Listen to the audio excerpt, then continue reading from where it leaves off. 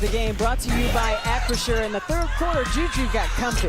Well, JuJu Watkins, you know who she is, and she's just making sure you don't forget. She is a fantastically dominating offensive talent. She understands the assignment. She knows that she's going to receive a lot of defensive attention, but it doesn't matter. She knows how to navigate and make the proper decisions. Early on, she was a little disjointed, giving up the basketball a little bit. A lot of turnovers in this game for her, 8 of them to be exact, but she has 7 rebounds. And she has just made an impact to stretch this lead out to 20 at this juncture to start the fourth. She leads USC with 16 points. And of course, Faith Massonis leads all scorers with 25. Avery Howell corralling the rebound and gives it up to Samuel. But the difference for Seton Hall and USC in terms of that scoring, USC has 4 players in double-figure scoring. Faith Massonis is the only one for Seton Hall. The next closest is at 9. Avery Howell off the bounce, up and in.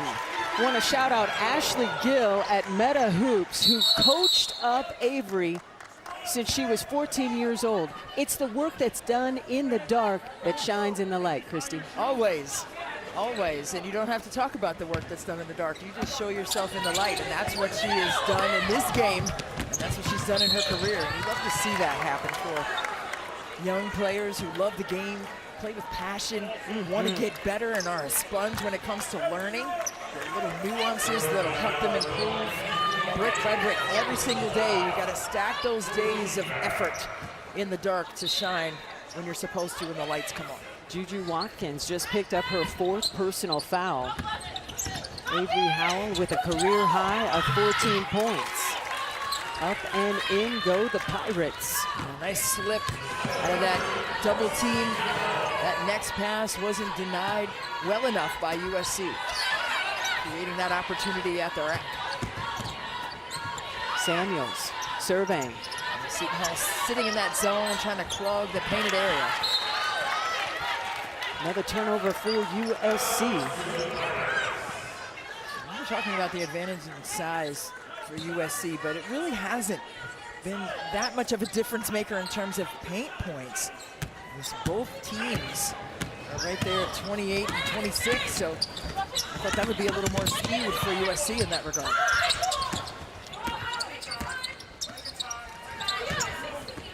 Right, trying to drop Samuels, kicks it out.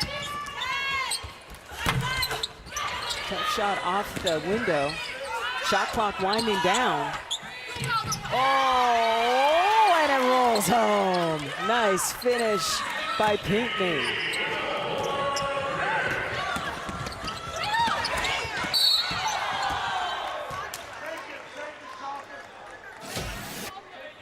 Take a look right here. Seton Hall getting a piece of the paint, getting all the way downhill. A winding finish at the end of it. How many times did that go around? 3 or 4 times? Dramatic ending there. Heck yeah. 4th personal foul on Catalan. So it'll be ball out of bounds underneath for USC. 8 minutes to go here in the 4th quarter. Thanks so much for watching women's college basketball with us on True TV. Kiki Iri-Offen is a menace. Iri-Offen just continues to work so hard, and then on the trap almost created the turnover, and USC does. The step through denied, right, getting defensive. Yeah, you have to do it, nothing easy at the cup, but physical play for sure in this game, and you see Kiki getting a piece. And now there's a 50-50 opportunity on the ground. Seton Hall comes up with it. But we've seen some physical play here today. This is our 3rd game, and we've seen a lot of that extracurricular activity. And you'd love to see it. That's not a complaint. Yeah. Basketball is a contact sport. This is physical. What we saw between Michigan State and Vanderbilt was a war as Von Oelhoffen connects. Talia Von Oelhoffen now, with her name in the box score and points next to it. You can see Faith Massonis right there putting her palms to the ground like, hey, calm down, let's get reorganized, set some screens and get some off-ball movement. Nice bounce pass. Howell corralling the rebound. You see what they were trying to do, and that was executed to perfection except for the shot going in because of the disruption by Marshall inside. Howell kicks it to the corner. Von Oelhoffen off the bounce, leaving it for Kiki Irvin. Nothing really you can do about that except for beating Kiki to the spot on that cut. Taking a look at the Pirates. Masonis with 25 points, the rest of the team 21. Yeah, just 1 of 12 from 3 as a team outside of Faith Masonis knocking in 3 of her 5 triples. That corner 3 by Avery Howell off the mark. That's about the only thing that hasn't worked for her today, as she's got a career-high 14 points. And now it is time for a media timeout. USC is on top 70-46. Grab a snack and come on back. This Friday, a reminder, watch an NHL on TNT Thanksgiving Showdown. The Penguins battle the Bruins, and then the Avalanche and Stars go head-to-head. Coverage begins at 6 p.m. Eastern on TNT and Max. 6.5 minutes to go. Number 6, University of Southern California on top 70-46 against Seton Hall. What's your biggest takeaway from this game so far? Well, for me, it's the rebounding by USC. I mean, they have been in dominating mentality mode when it has come to crashing the glass, and whether that be on the offensive end or the defensive end. I mean, it's a 21-6 advantage in second chance points, and that's a big difference maker when you can get extra possessions and finish them off like that. So, and there again, just climbing the ladder and corralling the rebound with some gusto. That's what the difference maker has been for me in this game. And in spite of the turnovers that USC has had, which has been 16 of them, JuJu has 8 of them. Yeah. I mean, Seton Hall still can't make up the difference of those possessions. So it's a possession war that USC has won so far in this one. Possession arrow pointing at USC, which is why the Trojans have the basketball. For more, let's check in with Autumn Johnson. Yeah, Rhea Marshall has been a difference maker on the glass, like you guys are saying, a player who's been at USC since the beginning. And Kiki Irvin describes Rhea as the anchor for this team. She said we count on her defensively to bring that energy, always talking, which is helpful to me in the post. And Rhea brings a lot of energy, and it brings confidence to this team every single game. Rhea Marshall with a double-double, 12 points and 10 big rebounds. Thank you, Autumn. JuJu Watkins is fouled on the three-point attempt as they ticket Amari Wright with the personal foul. Well, Marshall averaged a double-double in their preseason games this season, so. Yep, reviewing 2 versus 3, the officials came over to explain to us. But Rhea Marshall is a problem. We'll take a look and see that JuJu's foot. You see her right foot right there on the line, but that's the men's line out there. So I think it was a three-point attempt.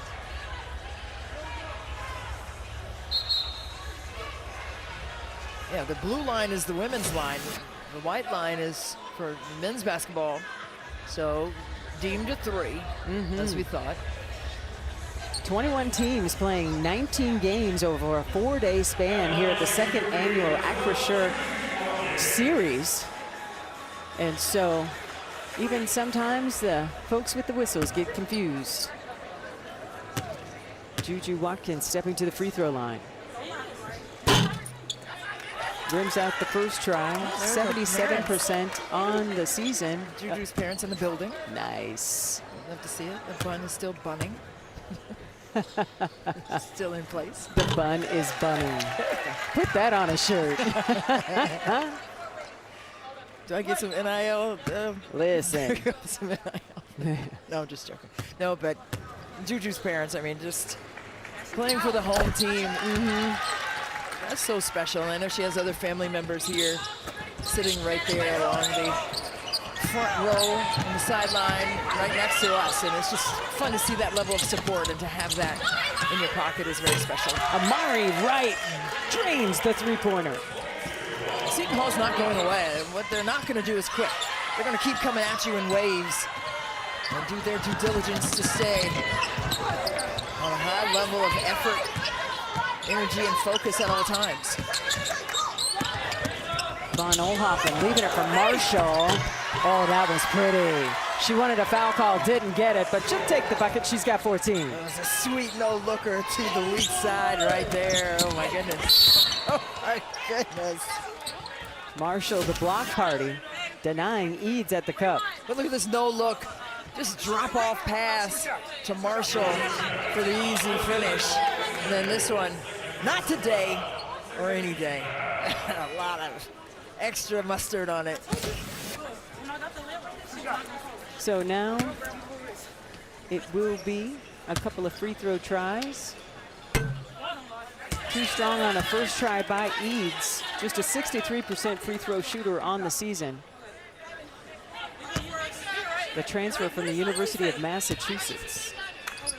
This is the team, and USC really did not play well against Notre Dame, and credit Notre Dame for taking all of the things that USC loves to do away for that win. But to come back and respond like this, a top 10 team, they're number 6 in the country, and for them to come back in their next time out and play in a unified fashion and dominate the glass the way that they have has been very impressive to see. It's been a masterful performance. Shot clock getting low. Samuels has got to get it up. Just beats the buzzer. Malia Samuels with the nice finish, the sophomore guard. And she had to float that one. There was no way that she could have done a jumper with the basketball in both of her hands. She had to just launch it up there and loft it with the float game. Seton Hall has scheduled tough. They'll take on LSU at Mohegan Sun on December 17th. So another top 25 team. JuJu Watkins is fouled. And everybody in attendance holds their breath until she gets up, helped by teammates. She just crumpled to the ground there, and she's holding her left side, and we see in full motion here, transition, like the knee hit her in the side, and then she fell on the ground as well. But look at that knee right to the midsection. She was the airborne shooter there in transition. Eads ticketed with the second personal foul as Watkins heads back to the free throw line. She leads USC with 18 points, looking for more here at the charity stripe. She's averaging 27 points coming into this game. She had 24 points in the Notre Dame game the last time out, but I mean, she is different, and she's cut from a different cloth, and it's because she has put in the work, and she trusts the work that she put in, and that's what separates JuJu Watkins from a lot of different players who are players of the game. She is a game player. I see what you did there. Absolutely. A 14-3 run over the last 4 minutes for USC. These Trojans will be at UConn December 21st. Circle that on the calendar. But before then, you can see USC again on Friday night right here in the greater Palm Springs, California area, as we will have them taking on St. Louis.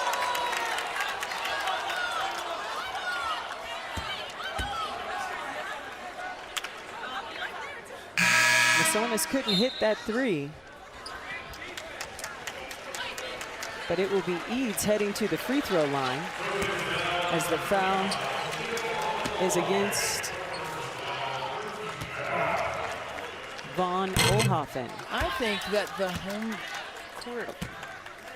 A reminder, the red, white, and blue look to close out the year in style in a heavyweight matchup across the pond. Watch England and the U.S. women's national team Saturday at 11 a.m. Eastern on TNT and stream on Max.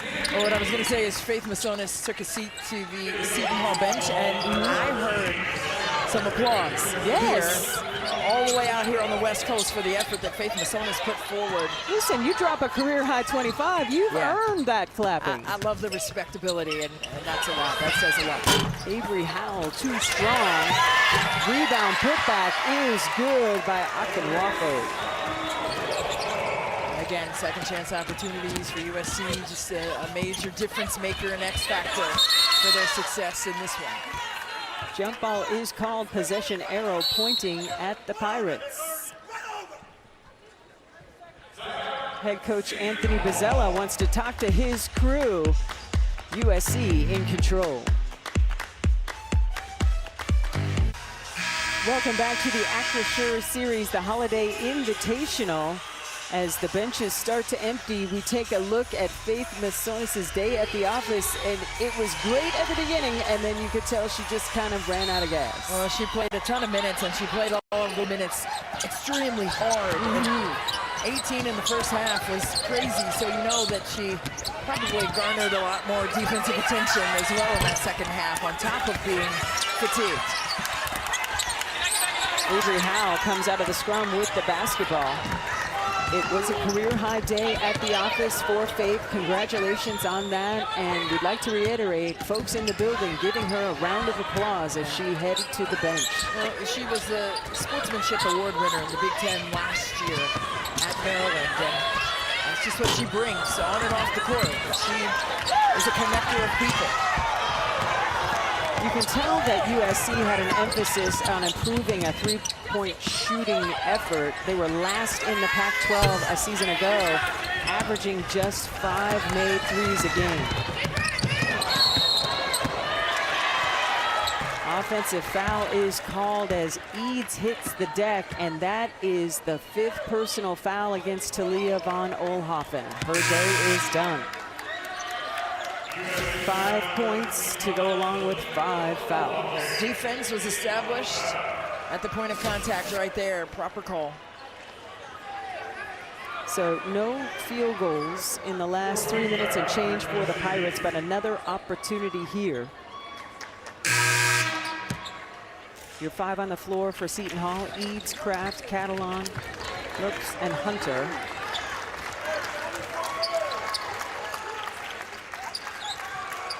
USC also emptying its bench. It's a really solid performance across the board for USC in this one. So great to see Aaliyah Gales on the floor, number 3. Yes.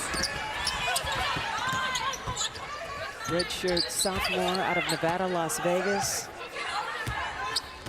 Had a tough road to hoe, overcoming being involved in as a victim in a shooting incident that almost ruined not only her basketball career, but her life. I mean, what a blessing it is for her to be able to come out here and compete the game that she loves. And she was just worried about being able to live a proper life. But yes, she's out there just playing with passion. The opportunity to do that is very special. Pirates can't connect at the rim. Another opportunity for USC. Good time for a player like Brooklyn Shamblin to get indoctrinated into what Lindsey Gottlieb wants to do. The freshman guard out of Oaks Christian High School.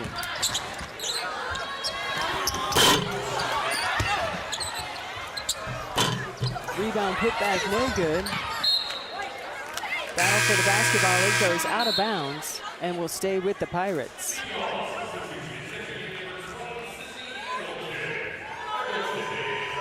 Sydney Eggleton checking in for the Pirates, number 20.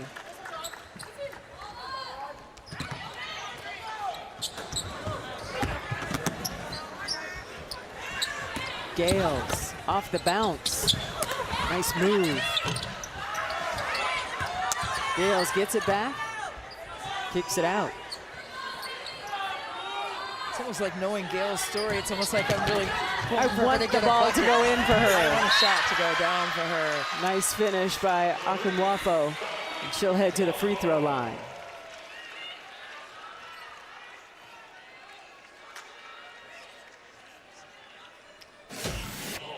Let's take a look right here. A little screen and roll action. And the bucket falls in. That's just what USC has been able to do this entire game. Just work well with each other, make the extra pass, make the proper play for the team. Seton Hall calling out the play it wants to run here with under a minute to go in the 4th quarter. USC needed a get-right game and got it.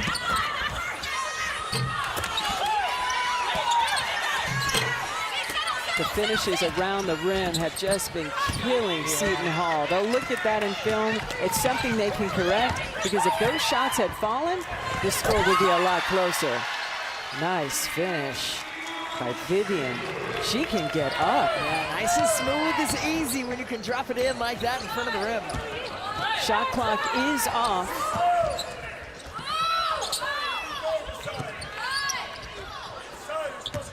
Eads off the bounce. Eads for three. Too strong. USC with the rebound. And that will do it. USC getting the victory 84-51, improving to 5-0 all time against Seton Hall, and now 5-1 on the season. Up next, we'll see the Trojans right back here in the Greater Palm Springs area for the final game of the second annual Acrisure Series against the St. Louis Billikens. What was your biggest takeaway from this matchup today, Christy? My biggest takeaway was that USC came prepared to respond after a loss, and that's what you want to see. You want to see what your team is made out of. You want to see the character and the personality of the team, and what USC represented today is that they're resilient.